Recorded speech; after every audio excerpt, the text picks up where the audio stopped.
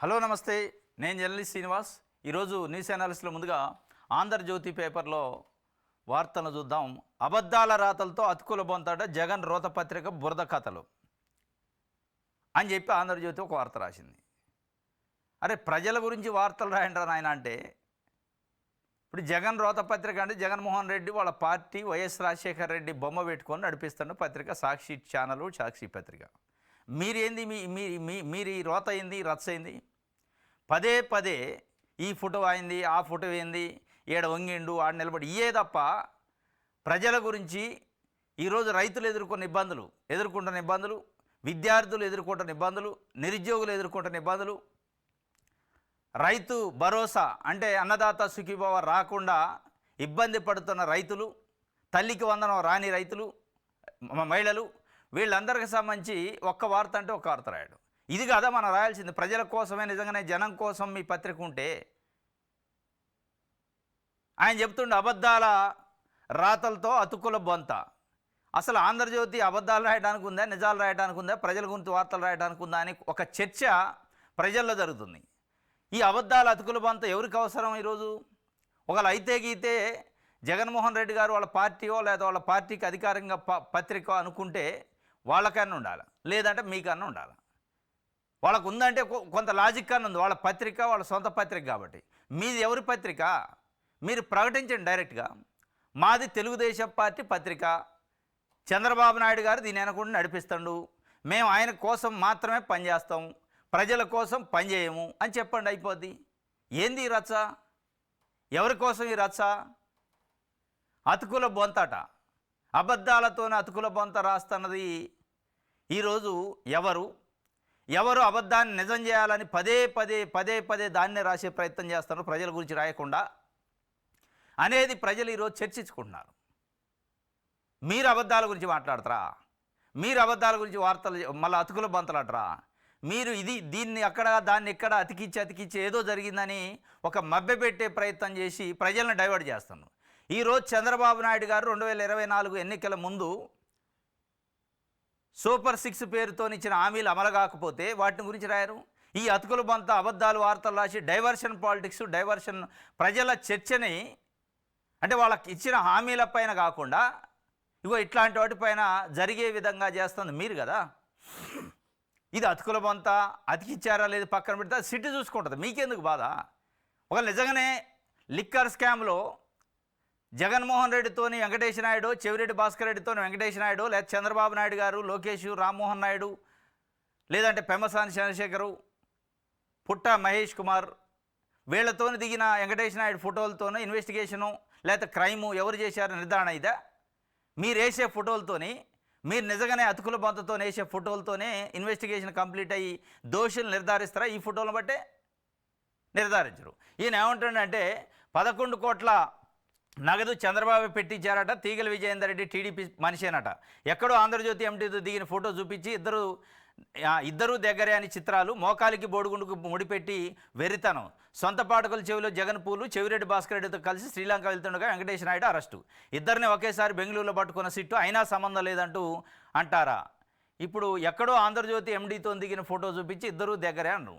మరి ఎక్కడో జగన్మోహన్ రెడ్డితో దిగిన ఫోటోను కూడా చూపిస్తున్నాను, ఎక్కడో చంద్రబాబు నాయుడు గారితో దిగిన ఫోటోను కూడా వాళ్ళు వేస్తున్నారు కదా. ఇది సమాధానం ఉండదు. అంటే మీరేస్తే ఎక్కడో దిగిన ఫోటో కాదు, మీరేస్తే అది కావాలని సిట్ స్కామ్, అది లిక్కర్ స్కామ్ కోసం ఫోటో దిగినట్టు. చంద్రబాబు నాయుడు గారితో దిగితే కాదు, లోకేష్ గారితో దిగితే ఏదో యాదృచ్ఛికంగా లీడర్ కాబట్టి వస్తారు. మరి జగన్మోహన్ రెడ్డి లీడర్ కదా, చెవిరెడ్డి భాస్కర్ రెడ్డి లీడర్ కదా, అది కదా సమాధానం. మీరెందుకు ఈ భజన, ఈ వెనకేసుకొచ్చే కథ? అటు జగన్మోహన్ రెడ్డిని అయినా ఇటు చంద్రబాబు నాయుడు అయినా ఎందుకు మీరు వెనకేసుకొచ్చే కార్యక్రమం చేస్తారు? ఒక పత్రికగా ఏముందో నిజాలు చెప్పే ప్రయత్నం చేయాలి కదా. నిజాలు తప్ప మిగతా అని చెప్తుండో ఆంధ్రజ్యోతి, ఒక్క నిజం తప్ప మిగతా అని చెప్తుండు. ఈ నిజం తప్ప మిగతా అని చెప్పి అబద్ధాలని చెప్పి ప్రజల్ని అదే అబద్ధం నిజం అనిపించే ప్రయత్నం ఎందుకు చేయాల్సి వస్తుంది? ఈ అతుకుల బొంత కార్యక్రమం అయింది, ఈ అబద్ధాల రాతలైందని ప్రజలు అడుగుతున్నాం. ఆయన రాసిండు ఆంధ్రజ్యోతిలో, ఈ పవర్ బ్రోకర్లు వీళ్ళు వెంకటేష్ నాయుడు లాంటి వాళ్ళు రకరకాల వాళ్ళ దగ్గరకు వచ్చి ఫోటోలు దిగుతారు. చంద్రబాబు నాయుడు గారి దగ్గర రావచ్చు, నా దగ్గర రావచ్చు, లోకేష్ దగ్గర రావచ్చు, రామ్మోహన్ నాయుడు దగ్గర రావచ్చు. యాదృచ్ఛికంగా పవర్ బ్రోకర్లు కాబట్టి ఎక్కడికైనా పోతారు అంటాడు. మరి అదే పవర్ బ్రోకరు జగన్మోహన్ రెడ్డి దగ్గర కూడా వచ్చాడు అనుకోవచ్చు కదా. మరి జగన్మోహన్ రెడ్డితో ఫోటో దిగితేనో చెవిరెడ్డి భాస్కర్ రెడ్డితో దిగితేనో ఆ రోజు పవర్ బ్రోకర్ కదా, జగన్మోహన్ రెడ్డి తమ్ముడా, జగన్మోహన్ రెడ్డి బాబాయ్ కొడుకా? అంటే ఎందుకు ఈ అబద్ధాలు, ఈ అతుకుల బొంతలు? మీరు రాసే రోతరాతలు రాస్తా, మీరు రాసే అతుకుల బొంతలతోని ఈరోజు ప్రజలను డైవర్ట్ చేస్తాను, ప్రజలకు ఇచ్చిన హామీలు గుర్తు రాకుండా ప్రజలకు ఇచ్చిన హామీలను మభ్యపెట్టే కథ చేస్తాను. మీరు రాసుకోండి, లోపల పేజీ లేదని రాసుకోండి. ప్రధాన పేజీలో వార్త రాసి ఇదే వార్త, ఇదే జరుగుతుంది రాష్ట్రంలో. ఇక మనకిచ్చిన హామీల గురించి మాట్లాడొద్దు, అడగొద్దు అనే ఒక కార్యక్రమాన్ని చేస్తున్నట్టుంది ఈ అబద్ధాల అతుకుల వార్తలు మీరు రాస్తున్న ఆంధ్రజ్యోతి. సిట్టు తేల్చింది, మీరు వేసిన ఫోటోలో లేకపోతే సాక్షి ఛానల్లోనో సాక్షి టీవీలో వేసిన ఫోటోలను బట్టి సిట్టు ఇన్వెస్టిగేషన్ ఉండదు. లేదా కోర్టు ఈ ఫోటోలను తీసుకొని అక్యూజ్డ్ ఎవరు, నిందితుడో నిర్ధారించదు. దానికి అనేక ఎవిడెన్స్లు ఉంటాయి. మీరు ఈ ఫోటోలు వేసి అల్ప సంతోషం పడితే జగన్మోహన్ రెడ్డితో సెకండ్ ఇచ్చిండు కాబట్టి ఫోటో దిగిండు కాబట్టి అయిపోయిందంటే, at the same time Chandrababu Naidu గారితో కూడా సెకండ్ ఇచ్చిండు ఫోటో దిగిండు, లోకేష్తో సెకండ్ ఇచ్చిండు ఫోటో దిగిండు. ఈ రెండు కంపేర్ చేసినప్పుడు మరి అందరు కలిసి దొంగలు పంచుకునరా? అందరు కలిసి దొంగలు ఈ వెంకటేష్ నాయుడిని పవర్ బ్రోకర్ నాడు పెట్టారా? అంటే లేదు అట్లా ఎట్లుంటుంది. కేవలం జగన్మోహన్ రెడ్డి దగ్గరకు వచ్చినప్పుడే పవర్ బ్రోకరు, లేకపోతే శ్రీలంక పోతుంటే అట చెవిరెడ్డి భాస్కర్ రెడ్డిని ఒకేసారి అరెస్ట్ చేశారు కాబట్టి అయిపోయాక. అంటే చెవిరెడ్డి భాస్కర్ రెడ్డి వెంకటేష్ నాయుడు ఒకే ఫ్లైట్లో ఉంటే శ్రీలంక పోతుంటే అరెస్ట్ చేస్తే ఇక చెవిరెడ్డి భాస్కర్ రెడ్డితో పాటు ఈయన క్రైమ్ చేసినట్ట వెంకటేష్ నాయుడు. మరి చెవిరెడ్డి భాస్కర్ రెడ్డితో పాటు ఇక చాలామంది ఆ ఫ్లైట్లోనో ఆ ఎయిర్పోర్ట్లోనో అందరూ చేసినట్టేనా? అటు ఈ కావు.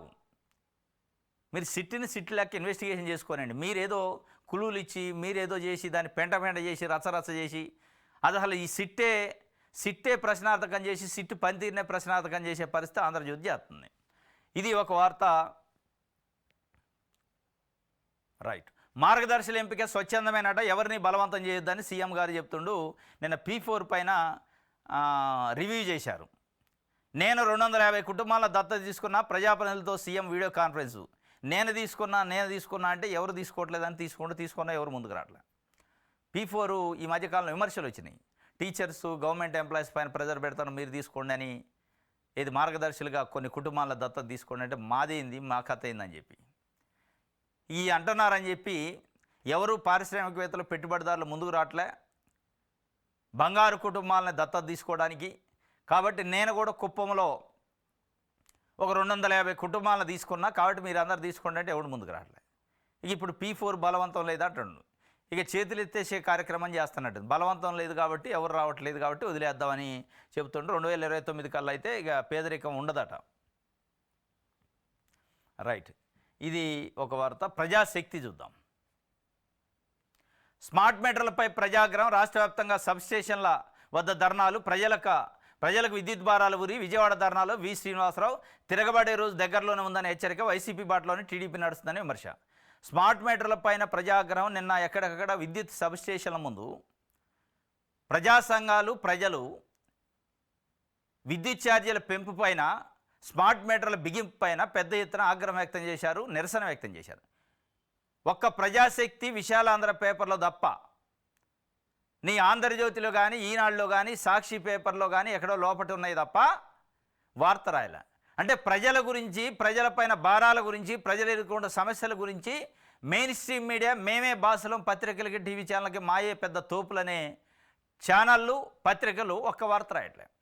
అంటే మీరు ప్రజల గురించి వార్తలు రాయటం మర్చిపోయి పార్టీల గురించి, నాయకుల గురించి వాళ్ళ మోసే కార్యక్రమం ఈరోజు రాస్తున్నారు. అదే వార్తను నమ్మించే ప్రయత్నం ప్రజలు చేస్తున్నారు. ఇది ఏ జర్నలిజం అంటారు? మళ్ళీ దీంట్లోనే ఒకళ్ళకొకళ్ళు మీదంటే మీది రోత పత్రిక అంటే మీది రోత పత్రిక, అన్ని రోత, అన్ని బురద పత్రికలే.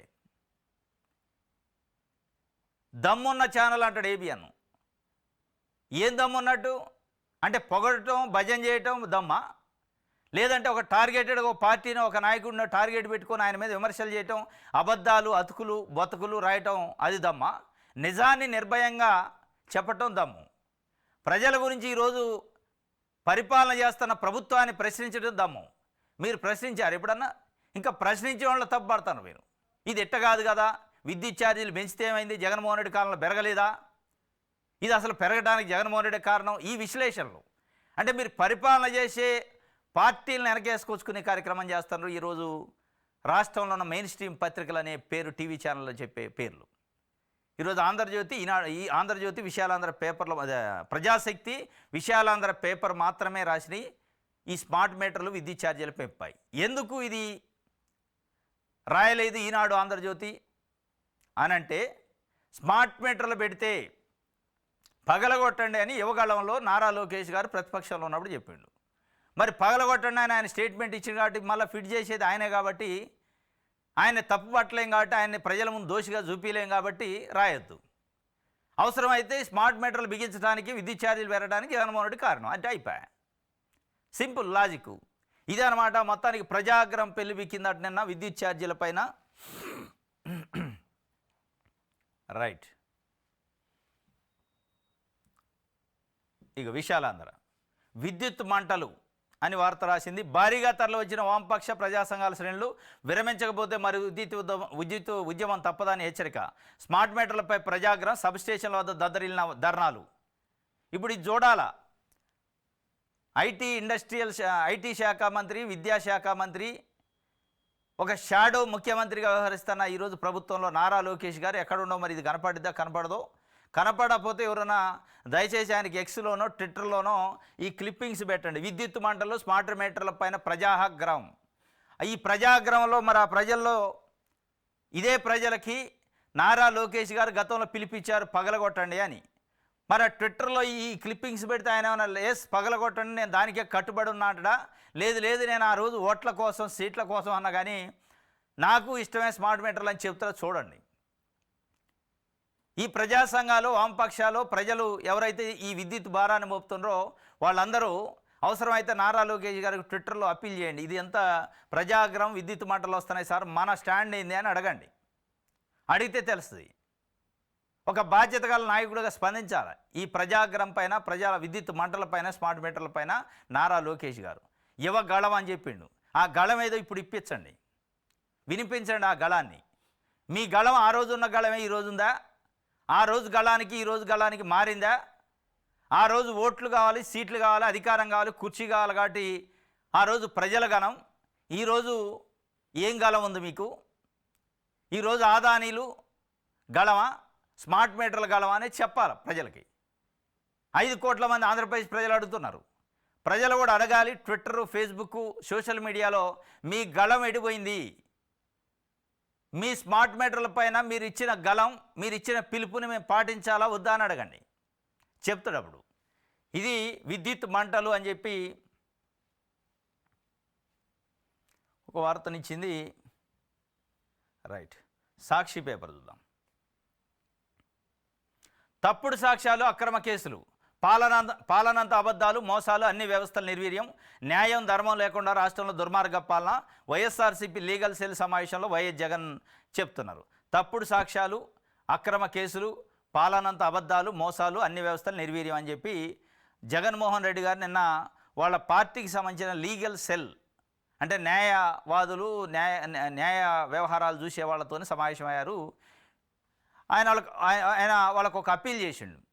పార్టీ కష్టకాలంలో ఉంది, పార్టీ కార్యకర్తలని, పార్టీ నాయకుల్ని అక్రమ కేసులు, తప్పుడు సాక్ష్యాలు, తప్పుడు కేసులు పెట్టి వేధించి జైలుకు పంపి పరువు తీయాలని ప్రయత్నం చేస్తున్నారు. ఇప్పుడు మీరు అవసరం పార్టీకి, మీరు పార్టీని కాపాడుకోండి, మిమ్మల్ని నేను గుర్తిస్తా అని చెప్పే ప్రయత్నం చేశాను. ప్రతిపక్షం, అధికార పక్షం వ్యూహాత్మకంగా ప్రతిపక్ష పార్టీని ఇబ్బడిముబ్బడిగా కేసులు పెట్టి ఆ కేసుల చుట్టూ తిరిగే ప్రయత్నం చేసి ప్రజల గురించి ప్రశ్నించకుండా చేసే ఒక పన్నాగమా? అట్ ద సేమ్ టైం ప్రతిపక్షం కూడా ప్రజల గురించి మాట్లాడొద్దు, ప్రశ్నించొద్దు కాబట్టి ఏదో ఒక కేసు, ఏదో ఒక ఏరియాలో, ఏదో ఒక జిల్లాలో ప్రతి నాయకుడు ఎవరైతే ప్రశ్నిస్తారో, ఎవరైతే మాట్లాడతారో అది నిలబడిద్దా లేదు పక్కన పెట్టాలి. ప్రస్తుతానికి జైలుకు పంపాలి, బెయిల్ కోసం, జైళ్ళ కోసం కోర్టుల చుట్టూ తిరగాల అనే ఒక పందాన్ని ప్రభుత్వం ఎన్నుకుందా? ఇది నిజంగానే ముందు పడిద్దా?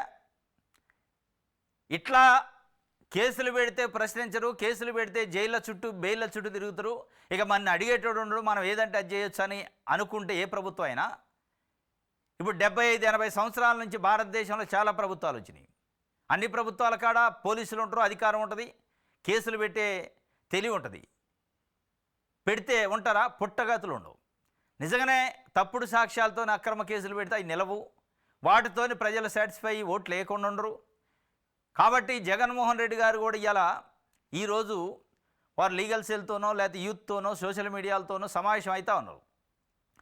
మీ కేసుల కోసం, మీ కార్యకర్తల కేసుల కోసమే కాకుండా వాటితో పాటు ప్రజా సమస్యలు, ప్రజలకి తెలుగుదేశం పార్టీ కూటమి ఇచ్చిన హామీలు, ఆ హామీల అమలు చేయటంలో జరుగుతున్న జాప్యం, ఇక కొన్ని హామీల అబద్ధాలు, వీటిపైన కూడా నిలబడాలి, ప్రశ్నించాలి. కేసులు అయితేనే ఉంటాయి. కేసులు మీరు ప్రశ్నించినా కేసులు పెడతారు. దాని డౌట్ లేదు, కనపడుతుంది. కాబట్టి ఇది కేసుల చుట్టూ తిరగకుండా ప్రజల చుట్టూ తిరగండి, ప్రజా సమస్యల చుట్టూ తిరగండి అనేది ఈరోజు ప్రజలు కోరుకుంటున్నారు. ఇది ప్రజల అపీల్. ఈ తప్పుడు సాక్ష్యాలు, అక్రమ కేసులో నిలవా? ఈ కేసులతో రాజకీయాలలో రాజకీయ నాయకులకి ఏమైంది అనేది మన కళ్ళ ముందు చాలా చూస్తున్నాం. కేసులు ఇది అయ్యేది కాదు, ఉండేది కాదు, పోయేది కాదు. మొత్తానికి దీంట్లోనే ఇంకొక కీలకమైన పాయింట్ చెప్పారు. గూగుల్ ప్లే స్టోర్లో ఒక యాప్ని డెవలప్ చేస్తారట. ఈ లీగల్ టీమ్కే చెప్పిన ఆ యాప్ను డెవలప్ చేసే దాంట్లో న్యాయ నిపుణులకి ఆ అసైన్మెంట్ అప్పచెప్పింది జగన్మోహన్ రెడ్డి గారు. ఆ రెడ్ యాప్ అని పెడతారా, మరి ఏమో రెడ్ బుక్ అని లోకేష్ గారు పెట్టిండుగా, రెడ్ యాప్ అని ఏమన్నా జగన్మోహన్ రెడ్డి పెడతారా తెలియదు. కానీ ఆ యాప్లో ఈ రాష్ట్ర వ్యాప్తంగా వైఎస్ఆర్సీపీ నాయకులు, కార్యకర్తలపైన తప్పుడు సాక్ష్యాలతోని, తప్పుడు వాంగ్మూలాలతోని అక్రమ కేసులు, కక్ష సాధింపు కేసులు ఎవరైతే పెడతారో ఆ పెట్టిన వ్యక్తులు నమోదు చేస్తున్న పోలీస్ ఆఫీసర్ల వివరాలు నమోదు చేయండి. ఆ రెడ్ యాప్ 2.0 జగన్ 2.0 పరిపాలనలో ఆ రెడ్ యాప్ను ఓపెన్ చేద్దాం. అంశాల వారికి ఒక్కొక్కటి సీరియల్గా దిద్దాం. ఈరోజు ఎట్లయితే రెడ్ బుక్ రాజ్యాంగాన్ని అమలు చేస్తానో మేము కూడా రెడ్ యాప్ రాజ్యాంగాన్ని అమలు చేస్తామని చెప్తున్నారా. ఇట్లా మీరు అటు తెలుగుదేశం పార్టీ మీరు ఒక ఆయన రెడ్ బుక్ అని, మీరేమో రెడ్ యాప్ అని ఈ యాప్లు బుక్కులు చుట్టూ తిప్పితే ప్రజాస్వామ్యం ఏం కావాలి? రాజ్యాంగబద్ధంగా పరిపాలన చేయాల్సిన ప్రభుత్వాలు ఏం కావాలి అంటే చెప్పకనే చెబుతున్నారు జగన్మోహన్ రెడ్డి. జగన్ 2.0 పరిపాలనలో రెడ్ బుక్ అంటే దారుణంగా ఉంటుంది, దానికోసం యాప్ పెడతాం. అది ఇంకా యాప్ అన్నారు కానీ పేరు పెట్టలా, నాకు తెలిసి రెడ్ యాపే పెడతారు అనుకుంటా. రెడ్ యాప్ లేకపోతే రివెంజ్ యాప్ అని పెట్టి దాంట్లో నమోదు చేస్తారట. ఇక దీని మీద నిన్నటి నుంచి తెలుగుదేశం పార్టీని మోసే మీడియా గగ్గోలు పెడుతుంది. రాష్ట్రాన్ని అరాచకం పాలు చేయడానికి మళ్ళీ 2.0 కావాలన్నా, రాష్ట్రాన్ని ధ్వంసం చేయడానికి, సర్వనాశనం చేయడానికి 2.0 కావాలన్నా అంటున్నాడు. నిజంగానే రాష్ట్రాన్ని సర్వనాశనం, ధ్వంసం చేస్తే ఇవాళ సీట్లు ఎట్టు ఉంటాయి, ఓట్లు ఎట్టు వచ్చినాయి, ఎట్ట కూర్చుంటారు. ఏది చంద్రబాబు నాయుడు గారు ఇక ధ్వంసము, సైకో, విధ్వంసం చేసిండంటే అయిపోయాక ప్రజలు నమ్ముతారు అనుకుంటున్నారు. అంత ఈజీగా నమ్ముతారు. ఇది మొత్తానికి ఈ యాప్ వస్తుందట. అది రెడ్ యాపా, రివెంజ్ యాపా కానీ ఒకటి వస్తుందట. 2 లక్షల కోట్ల దిశగా మంగళవారం మరో 5,000 కోట్లు అప్పు చేసిన ప్రభుత్వం 2 లక్షల కోట్ల దిశగా పోతుందట మన అప్పుల వ్యవహారం రాష్ట్రం. 1,91,112 కోట్లు నిన్నటితోని అయింది అప్పు. మంగళవారం అప్పుగా నాకు తెలిసి వచ్చే మంగళవారం 2 లక్షల కోట్లకి బెంచ్ మార్కు రీచ్ అయింది. చంద్రబాబు నాయుడు గారు నేను గెలిస్తే సంపదని సృష్టిస్తా, ఆ సృష్టించిన సంపదని పేద ప్రజలకు పంచుతా అన్నాడు. ఈరోజు సంపదని సృష్టించింది కనపట్టలేదు కానీ అప్పులను అయితే సృష్టించారు. ఇదే అప్పుల విషయంలో జగన్మోహన్ రెడ్డి ఉన్నప్పుడు రాష్ట్రాన్ని శ్రీలంక చేస్తుండో అప్పుల పాలు చేస్తున్నారు. మరి దీన్ని ఏమంటారు? రాష్ట్రాన్ని అప్పుల పాలు చేసి శ్రీలంక చేసి బట్టలలోకి పేదోళ్ళకి డబ్బులు వేస్తున్నారు. ఆయనన్నా మరి అప్పు చేసి పేదోళ్ళకి డబ్బులు వేసిండు. మరి మీరేం చేశారు? 2 లక్షల కోట్ల రూపాయలు అప్పు చేసి ఎక్కడ ఏ ప్రజలకు వేశారు? ఎడిపోయింది అంటే సమాధానం లేదు. ప్రతి మంగళవారం అప్పుల్లో నిన్న మంగళవారం కదా 1,91,112 కోట్ల రూపాయలు అయిందట అప్పు. సంపద సృష్టి కాదు, అప్పుల సృష్టి. ఆ సంపద సృష్టిస్తారు కానీ పేద ప్రజల కోసం రాష్ట్ర సంపద సృష్టించట్లే. నాయకులు, పరిపాలన చేసే వాళ్ళ సంపద సృష్టించబడుతుంది. ఈ అప్పులను తీసిపోయి అక్కడనే డైవర్షన్ అవుతుంది సంపద. ఇలా ప్రభుత్వం పేరుతో అప్పులు చేసి అవి కొంతమంది బడా పారిశ్రామికవేత్తలు, పెట్టుబడిదారుల చేతుల్లోకి పోతున్నాయి. భూములు పెట్టుబడిదారులు, పారిశ్రామికవేత్తల చేతుల్లోకి పోతున్నాయి. దీన్నే సంపద సృష్టించడం అంటే అంటారా? చంద్రబాబు నాయుడు గారు ఇవాళ ప్రజలకు సమానం చెప్పాలి. ప్రజలు కూడా అడగాల. మీరు ఎన్నికల్లో చెప్పిన సంపద సృష్టి అంటే మీది, మీ కుటుంబాలది, మీ నాయకుల సంపద సృష్టి, మా సంపద సృష్టి? మీరు ఎన్నికల్లో చెప్పిన హామీలు ఓట్ల కోసం చెప్పినాయనా నిజంగా అమలు చేయడానికి చెప్పినాయా అనేది ప్రజలు నిలదీయాలి, అడగాల. సోషల్ మీడియా ఉంది ఈరోజు. కాబట్టి 2,00,000 కోట్లు అయితే పోయిందట. రైట్, నేను లోకల్, నేను చెప్పింది జరగాలి. జేబు నింపుకోవడం లక్ష్యంగా Ponnuru MLA TDP MLA Dhulipalla Narendra Kumar Chowdary బరితెగింపు. ఒక్కో పనికి ఒక్కో రేటు, ల్యాండ్ కన్వర్షన్కు భూ విలువలో పర్సెంటేజ్. వెంచర్ అనుమతికి 8 నుంచి 10 ప్లాట్లు ఇవ్వాల్సిందే. నియోజకవర్గంలో తారాస్థాయికి చేరిన అక్రమాలు, వీస్తుపోతున్న స్థిరాస్తి వ్యాపారులు, అధికారులు, అక్రమాలను ప్రశ్నించే వారిపై తప్పుడు కేసులు, దాడులు. Ponnuru Telugu Desam party MLA, senior MLA 5 సార్లు దాకా గెలిచిండు. మంత్రి పదవి వస్తుందని ఆశించిండు. లాస్ట్ 2014-19 మధ్యలో మంత్రి పదవి లేకపోతే అసంతృప్తి వ్యక్తం చేసిండు. ఈసారి కంపల్సరీ అనుకోరు, ఈసారి కూడా ఇయ్యలే. ఇక ఆయన ఈ మంత్రి పదవి రాదు పోదు కాబట్టి మనం సంపాదన అయితే సంపాదించుకుందాం అనుకున్నాం, కానీ మొత్తానికి తెగబడి సంపాదిస్తుండట. దీనిపైన ఈ మధ్య ఆంధ్రజ్యోతిలో కూడా ఒక వార్త వచ్చింది. మెయిన్ పేపర్లో ఆయన సీనియర్ పార్టీ నాయకుడు, మంత్రి పదవి వస్తుంది అనుకోండు, అమరావతికి ఆనుకోనుంది ఆయన కాన్స్టిట్యున్సీ, గుంటూరుకు ఆనుకోనుంది గుంటూరు జిల్లా అని చెప్పిండు. మరి ఏనేనా అనుకుంటా, పేరు చెప్పలే మళ్ళీ ఆయన. ఆంధ్రజ్యోతి వార్తలు ఎట్లా ఉంటాయంటే అడ్డంగా దొరికినాక కూడా పేర్లు రాయరు. అది బ్లాక్మెయిల్ కోసం పేర్లు రాయకుండా కనపడకుండా వార్త రాసి ఈ బ్లాక్మెయిలింగ్ కార్యక్రమాలు చేస్తారు. ఈరోజు సాక్షి పేపర్ డైరెక్ట్ పేరుతోనే రాసింది. అడ్డంగా బరి తెగించి సంపాదిస్తుండట. ఇక నేను చెప్పింది జరగాల్సిందే, దేంట్లోనైనా పర్సెంటేజ్లు ఇవ్వాల్సిందే, ఇస్తేనే ముందుకు పోద్దని ఇదే మాటలో ఆంధ్రజ్యోతి మనం రాసింది. మరి ఈరోజు వరకు ప్రభుత్వం నుంచి స్పందన లేదు. ధూళిపాల నరేంద్ర కుమార్ అట. రైట్, ఇది సాక్షికి సంబంధించి. ఈనాడు చూద్దాం. రైట్,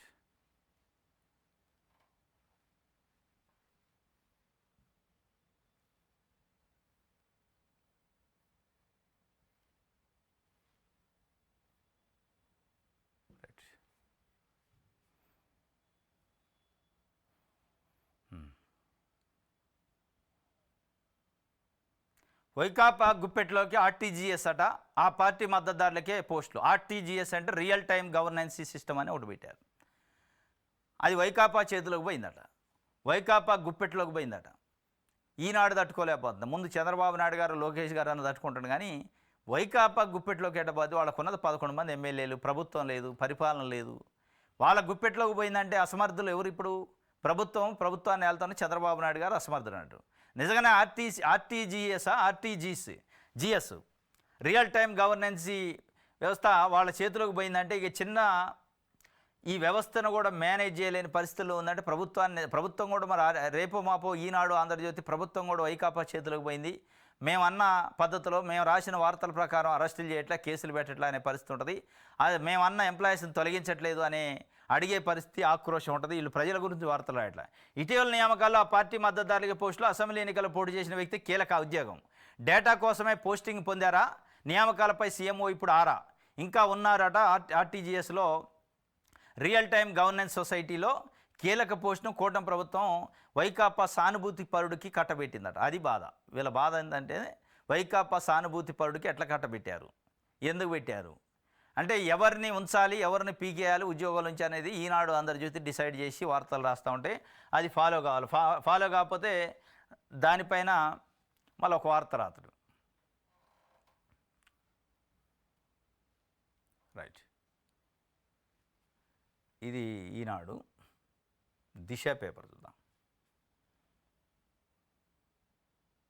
3 ఏళ్లలో రాజధాని నిర్మాణం ఎవరెన్ని కుట్రల పనినా ఆగదు. మంత్రి నారాయణ పునరుద్ధరణ. Kondaveeti Vagu, gravity canal, Sakhamuri reservoir పనులు పరిశీలించిన మంత్రి. 3 ఏళ్లలో రాజధాని నిర్మాణం ఎవరెన్ని కుట్రలు చేసినా ఆగదు. మళ్ళీ ఈ కుట్రలు ఎక్కడి నుంచి వస్తున్నాయి? మళ్ళీ ఈ పదం అన్నారంటే దాన్ని ఇక మాఫీ చేసే కార్యక్రమం అది కాదని అర్థమవుతుంది. 3 ఏళ్లలో రాజధాని అన్నంత వరకు బాగానే ఉంది. ఎవరెన్ని కుట్రలు చేసినా ఆగదు అన్నారంటే ఇక కానప్పుడు ఆ కుట్రల ఖాతాలో ఎత్తరు దీన్ని. ఇప్పుడు దావోస్ పోతారు, సింగపూర్ పోతారు. ఆ పోయే టీంలో కంపల్సరీ నారాయణ గారు ఉంటాడు. దావోస్ పోయి సింగపూర్ పోయి ఏం చెప్తారు? ఏమి ₹1 లేకుండా ఉడి చేతులతో వచ్చి మెయిల్లు పెట్టారు, ఎవరో పెట్టుబడులు పెట్టొద్దని, అందుకే ఆగింది. ఎవడో మెయిల్ పెడితే సాటుగా మెయిల్ పెట్టినోడు, దొంగసాటుగా మెయిల్ పెట్టినోడు వాళ్ళని చూసే పెట్టుబడులు పెట్టడానికి రాని పరిస్థితి ఉంటే మన మీద నమ్మకం ఉన్నట్ట లేనట. 100 మెయిల్ పెడతారు, 100 వార్తలు రాస్తారు. వాటిని చూసి పెట్టుబడులు పెట్టేటోడు నమ్మకం ఉన్నోడు రాకుండా ఉంటాడు. ఇది కూడా అంతే ఉంది. నిర్మాణం పైన కూడా ఎవరో ఆపితే ఎవరో అడ్డగించి తాగడానికి ఈరోజు ఉన్న ప్రభుత్వం ఏంది? 164 స్థానాలతో ఎన్డీఏ కూటమి ఉంది. ఈరోజు కేంద్రంలో చంద్రబాబు నాయుడు గారు చేతి కర్ర మీద ఆధారపడి మోడీ పరిపాలన చేస్తాడు. చంద్రబాబు నాయుడు గారు కర్ర ఒక చేతిలో, నితీష్ కుమార్ గారు కర్ర ఒక చేతిలో, రెండు చేతుల్లో రెండు కర్రలు పెట్టుకొని మోడీ గారు పరిపాలన చేస్తాడు. అంటే మీరు లేనిదాడ ప్రభుత్వమే లేదు. ఇంకా ఎవరెన్ని కుట్రలు చేస్తే ఎట్లాగిద్ది? ఈ కుట్రల కథ ఏంది మళ్ళా అంటే అది కాదు అనేది అర్థమవుతుంది. అమరావతి అయ్యే అవకాశాలు ఉంటే ఈ మాట చెప్పరు. 100కు 100% బల్లగుద్ది చెప్తున్నా అవుతుంది అని చెప్పాలా. మళ్ళీ ఎవరెన్ని కుట్రలు చేసినా ఆగదు అనేది వచ్చిందంటే అది కుట్రల ఖాతాలు వేసే కార్యక్రమం జరుగుతుంది. చేనేతకు చేయుత హ్యాండ్లూమ్ వస్త్రాలపై జీఎస్టీని పూర్తిగా భరించిన రాష్ట్ర ప్రభుత్వం చేనేత దినోత్సవానికి సందర్భంగా హ్యాండ్లూమ్ దానిపైన పూర్తిగా జీఎస్టీ భరిస్తారట.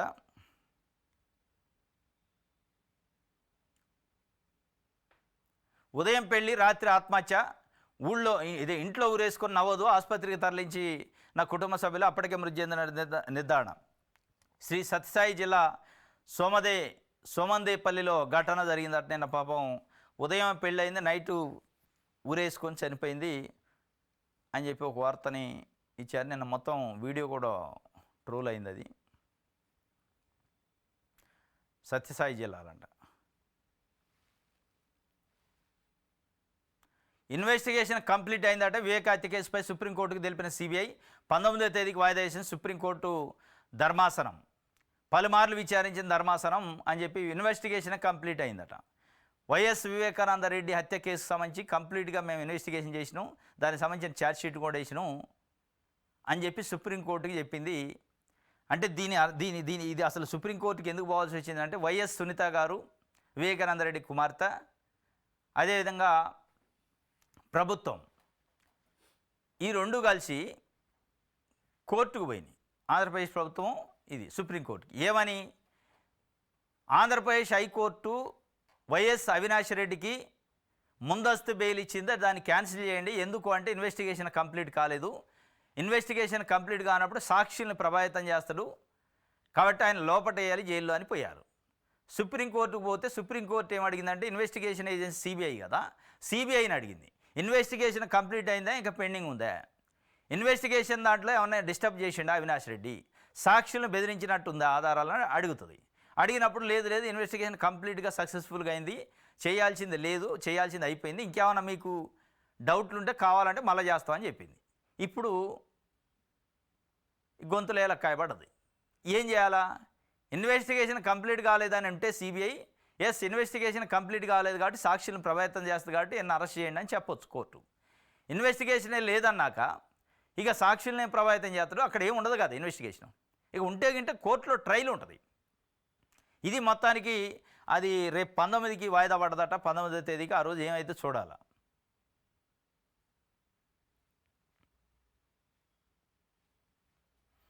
ఆంధ్రప్రభ చూద్దాం.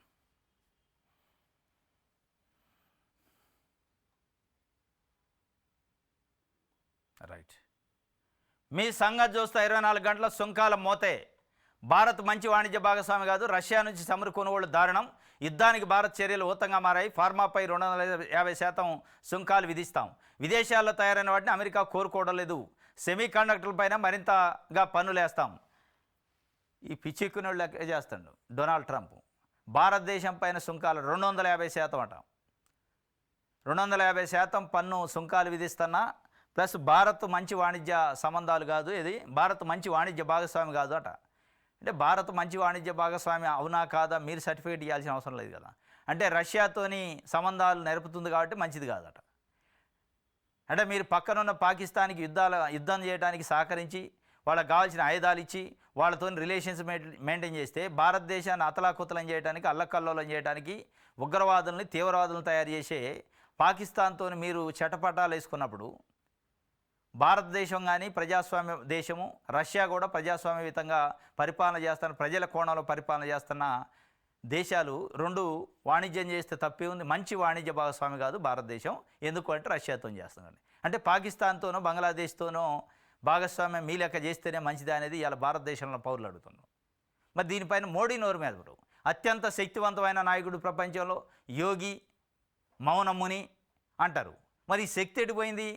పదే పదే భారతదేశం పైన దాడి చేస్తాడు డొనాల్డ్ ట్రంప్, మాటల దాడి. నేనే పాకిస్తాన్తో యుద్ధాన్ని ఆపినా, నేను ఇట్లా ఆపు అంటే ఆపేసిండు మోడీ అటు పాకిస్తాన్ అని చెప్తుండు. దానిపైన స్పందించడు. నన్ను ఏ నాయకుడు ఆపలేదు అంటాడు. ఏ నాయకుడు కాదు, డొనాల్డ్ ట్రంపే చెప్తుండు. దానిపైన మాట్లాడు. ఈరోజు మీ అంతు చూస్తా 24 గంటలు అని ఒక భారతదేశం 140 కోట్ల మంది ప్రజలు ఉన్న భారతదేశాన్ని చాలా సింపుల్గా మాట్లాడిన డొనాల్డ్ ట్రంప్ మరింత పెద్ద కంట్రీకి ప్రధానమంత్రిగా ఉన్న మోడీ దీనిపైన మాట్లాడు. మరి ఏందో విచిత్రం అర్థం కావట్లే. రైట్, ఇది ఒక వార్త. ఇది ఈరోజు న్యూస్ అనాలిసిస్. రేపు తాజా వార్తలతో తిరిగి కలుసుకుందాం. Thank you.